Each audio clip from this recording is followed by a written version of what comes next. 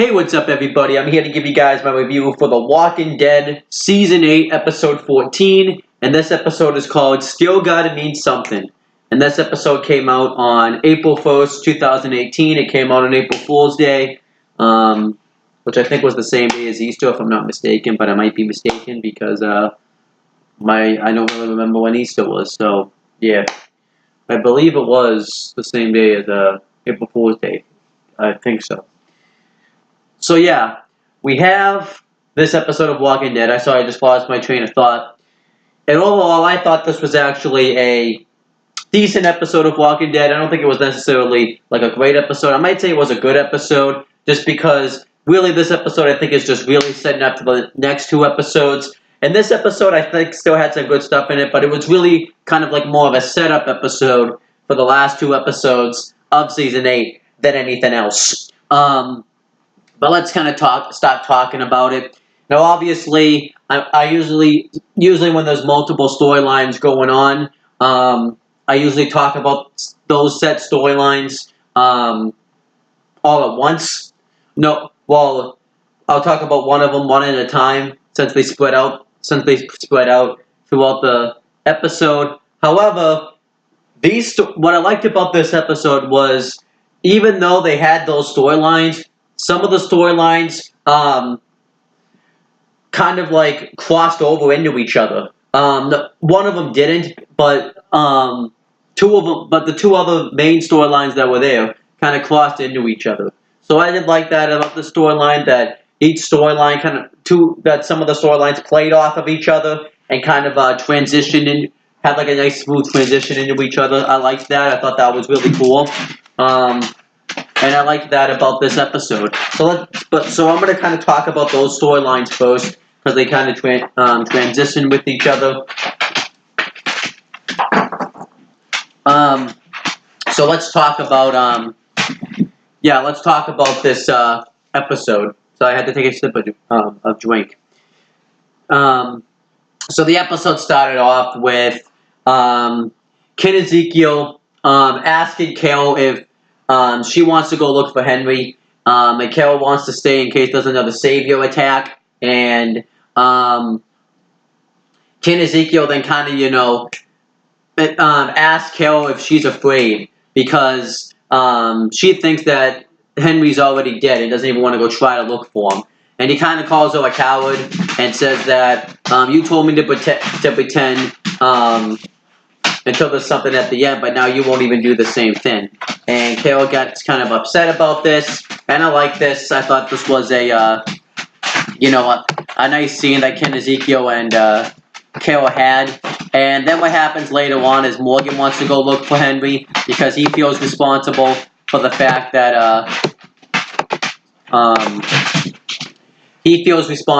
Henry's kind of in this vengeful state because he kind of put him in this state.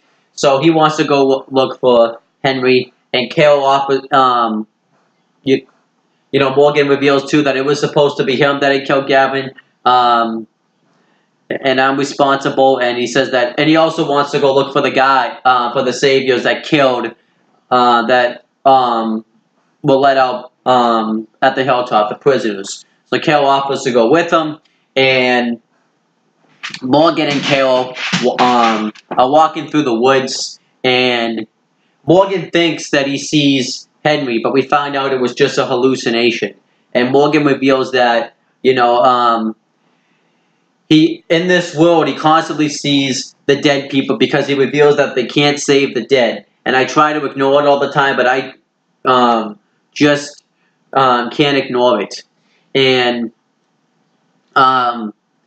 he tells Carol pretty much that you could save the living all you want, but you just can't save the dead. And later on in the episode, Morgan and Carol have to get through like a herd of walkers, and Morgan wants to just go right through it, but Carol wants to just go right by it. And Morgan reveals that this is something I'm supposed to do. I have to eliminate the dead. I have to clear the dead. And Carol is trying to bring Morgan back. And actually, I forgot. The reason why I started in the last scene is because I was trying to remember.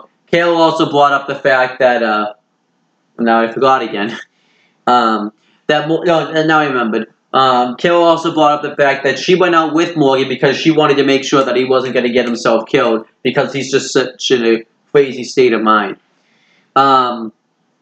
And Carol tried to bring Morgan back by saying that when you went and looked for me, I was in a pretty bad state myself, and you brought me back, and now I want to bring you back. And Morgan says that he's not as strong as Carol is, and he was just living in a fantasy world then. Now, this is how things are supposed to be.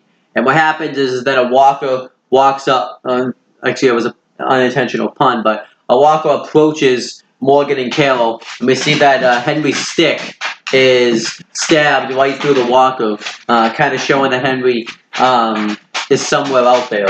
So Morgan kills it, and Carol wants to go in the direction of where the walker came from to see if Henry's there because she wants to know whether or not Henry's still alive, and the only way she'll really know if she goes through that direction. But Morgan doesn't want to. Morgan wants to go in the other direction because he knows what's going to happen. And then that's kind of where that whole conversation came from. So I liked it.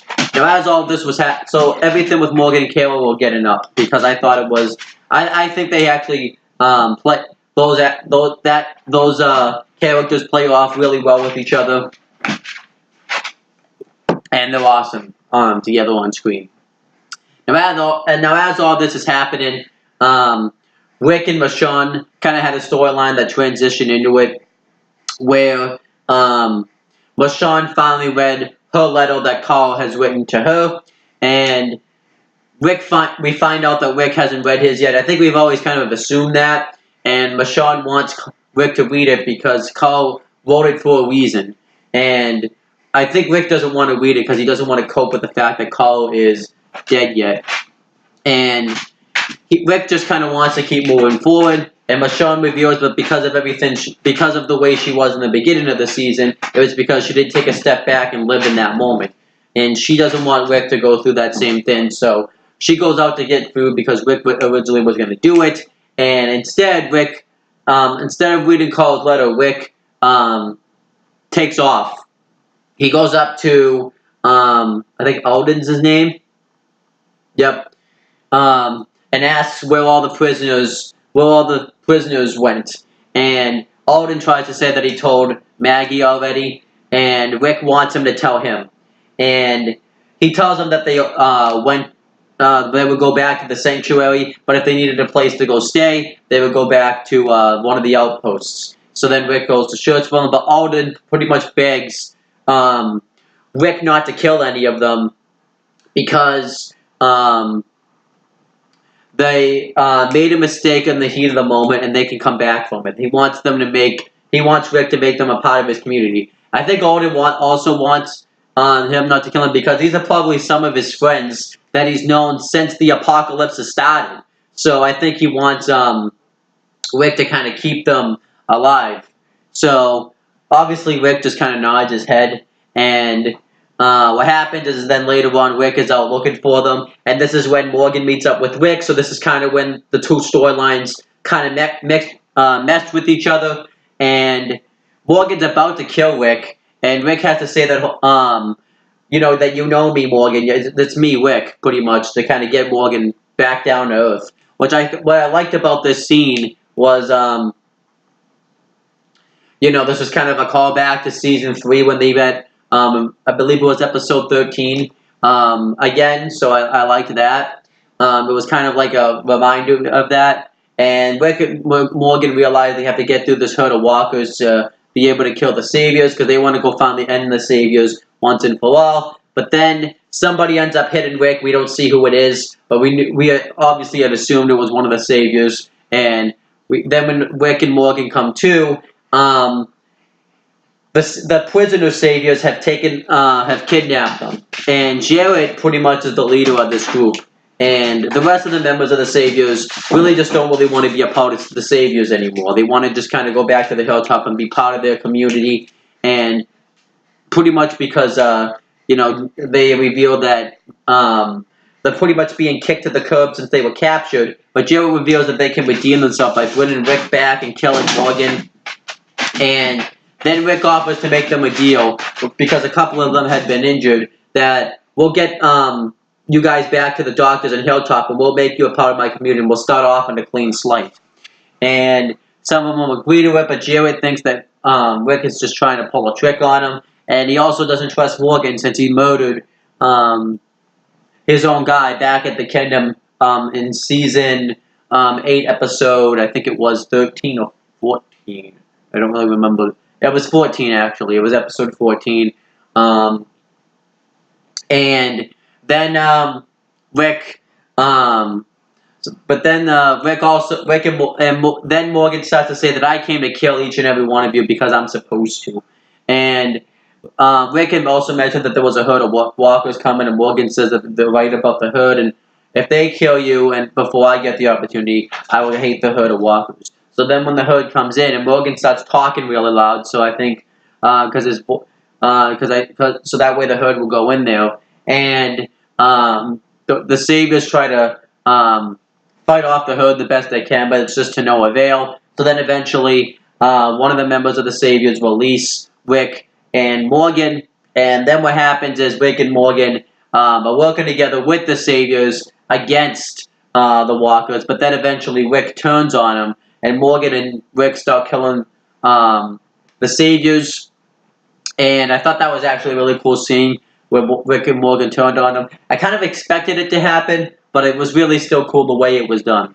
And the scene ends when Morgan chases Jared and right to like the cellar part of the wherever they are. I think it's supposed to be the outpost. I'm just going to call it the outpost. It might not be the outpost, but that's just what I'm going to call it. And he sees Henry, and we find out that this is also a hallucination. And then Jared attacks Morgan from behind, goes to stick his stick right into his throat. What was a weird line he said was, "I like the way that you like the way that sticks taste," because that could technically be used as a sexual reference, but whatever. Then Morgan turns tables on him, pushes him into a room and locks it, and allows Jared to be eaten by walkers right as Morgan's watching it. And then Morgan and Rick are about to leave, and Rick pretty much asks Morgan why he saved him all the way back in the season premiere, which kind of makes me sad when they reference that type of stuff because it reminds me how great The Walking Dead used to be, and how it was like one of the best shows on television, and now it's just kind of like one of those shows that's on television now, so yeah. But anyhow, Morgan says that he had a son pretty much, and that's what's made him so vengeful now, is now that his son's died, he's trying to kill everybody in vengeance for his son. And then what happens is, before Rick and Morgan go back to the community, they cuts to a scene with Carol, and she finds something that belongs to Henry. I don't really know what it was because it was dark out and I couldn't really see it because sometimes you can't see it on the TV.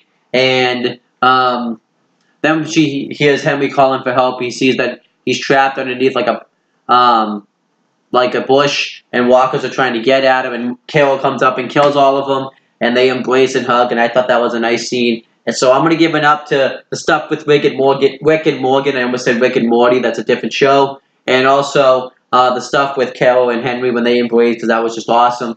And then when they come back, Jerry tells them that they're coming back, and Henry and Ken Ezekiel embrace and hug.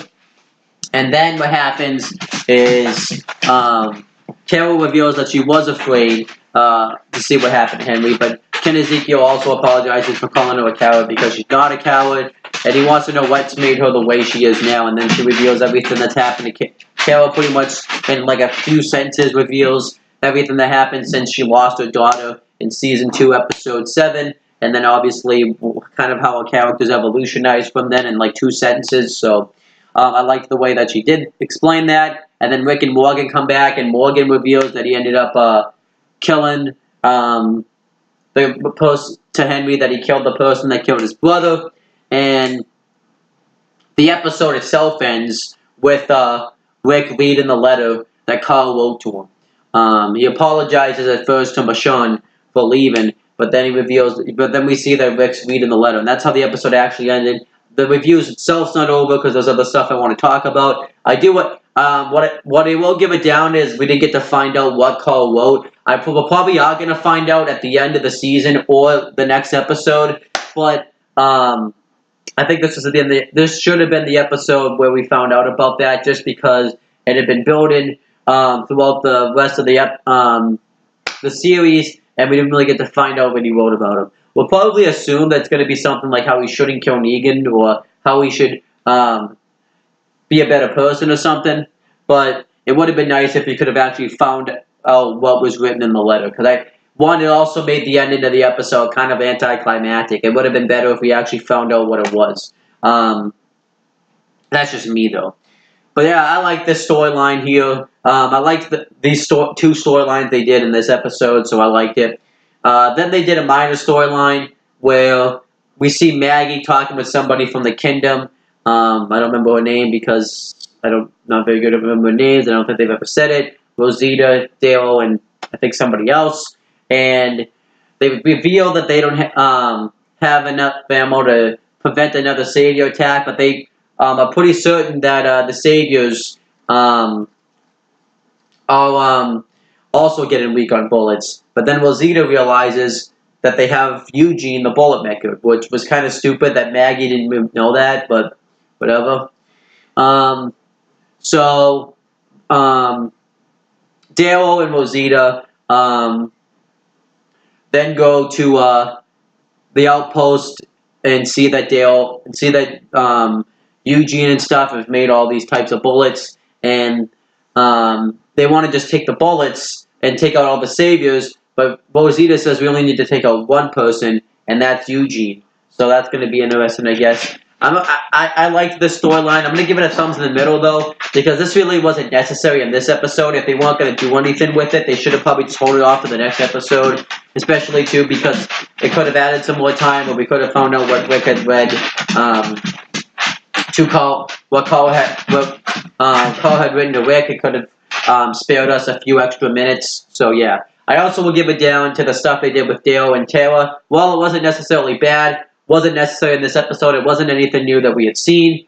But the biggest thing we saw is that Dwight was the one that shot Tara with the arrow. We found out that Tara isn't sick yet, and Tara believes that she's not sick because Dwight didn't do anything to his weapon that would have caused her to get sick.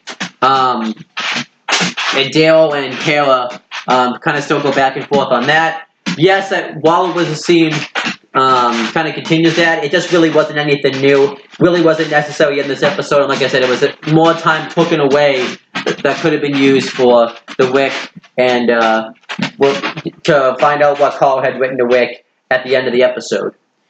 But then we had, I would say, the biggest storyline that took place of the whole episode. And that was the stuff that took place between Janice and Negan. So obviously, as we know, at the end of episode 12, Janice kidnapped Negan, but we didn't really get to see anything that happened with it. So, now we get to find out. First, we see a flashback of Jadis,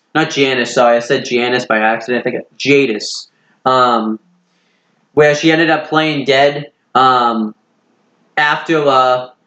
the Saviors had all, attacked the Scavengers. I kind of like that they showed this because it did actually, because one of the logicals probably is why they kept Jadis alive and how she ended up surviving, so this made sense.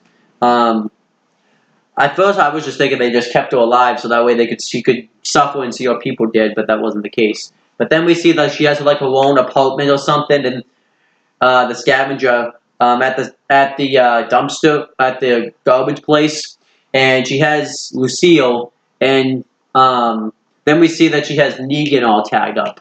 And pretty much the gist of the storyline was, what I liked about it was we got to kind of see Negan in a different light.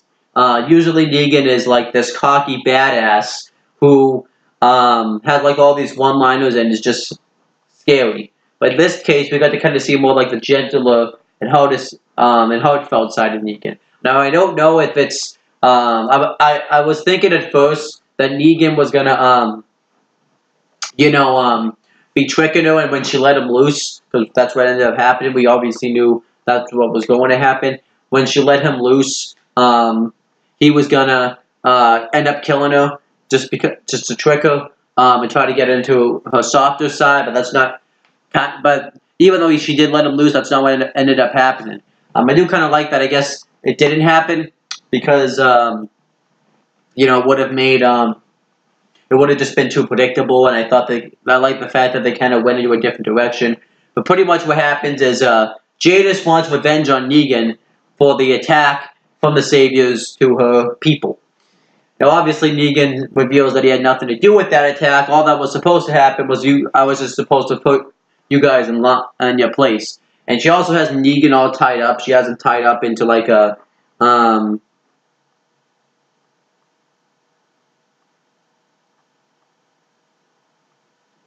don't really know, but she has him all tied up and has him like where he can just she can just easily roll him around and stuff. And she just plans on murdering Negan and burning Jadis. And Negan reveals not Jadis, sorry, Lucille. And Negan doesn't want her to do that. He reveals that you also have something that kept you from in your past life, and she has these photos that kept her from that. And Negan reveals that to him, it's Lucille, because Lucille got me through everything in the normal world, and I took it for granted. And now I made my barbed wire baseball bat after my wife, because she helped me get through everything. Now, obviously, I think we already knew that anyways. They tried to make it seem like it was a big reveal. Now, obviously, this was, I guess, a pretty big reveal, but I think everybody knew that anyways. And Jadis is having trouble coping with it. She was going to have a walker who was, like, strapped to, like, a rolling thing. I don't know the name of it. And have it murder Negan, but Negan threatens to burn down her resemblance for, her past life stuff that she took pictures of. And then Jadis, there's a helicopter that comes through, and Jadis tries to get its attention, but nobody answers. And this causes Jadis to let Negan go. She had first threatened to burn Lucille down, but then she refused to. And Negan offers to bring her back, and he can help her get a better life. But Jadis refuses, and then Negan leaves, and Jadis kind of goes back to her normal life. But then when while Negan's driving, he sees someone out in the woods, but we don't really see who it is because the camera is panned like in that person's viewpoint. And the mystery person, he says, "Well, look, he lets go into his passenger side. He's like, well, look who the cat dragged in." And I'm assuming we're supposed to assume it's Jadis, but we'll find out. Probably find that out later on. And then Negan goes back to the sanctuary, and the Saviors are surprised to see him alive because Simon told them that they were dead. And Negan says, "No, I'm alive and well, and I want my appearance to be a surprise." Well, that obviously means he's got some plans for Simon and maybe the rest of the members of the Saviors. So I'm interested to see what happens with that. And overall, like I said, I thought this was a good episode. I'll give it a 7 out of 10. I'll give it a C. I thought it did some nice stuff to build up to the 2 last episodes of the season. And I also liked this. I actually liked Negan in this episode. It was a nice different look aside of Negan, and I liked it. So overall, I like this episode. I'm going to give the Negan stuff an up. Actually, if this had been the end of the episode, I think maybe I would like this episode maybe a little bit better. Because it wouldn't have had, it still probably would have had an anticlimactic ending, but this would have been a better ending than the ending they went with. But overall, that's my review. And why were you reading the letter in the dark, Rick? You were reading it in the dark. No, not with any candles around, nothing. In the dark. A waste of time. Should have done it in the day when you have light out. Come on, you gotta use your head sometimes. So mad my computer's moving to the left a little bit. But anyhow, that's my review of The Walking Dead. Like I said, good episode. That's pretty much my it for my yeah, that's pretty much it for this review. Please make sure you guys like, comment, and share this video so people will watch it. Make sure you guys subscribe to this channel for more content and click on the bell so that way every time I upload a video, you guys will get the notifications for it. Make sure you guys do the same thing for my CM Brothers YouTube channel. And that's pretty much it, guys. Talk to you later.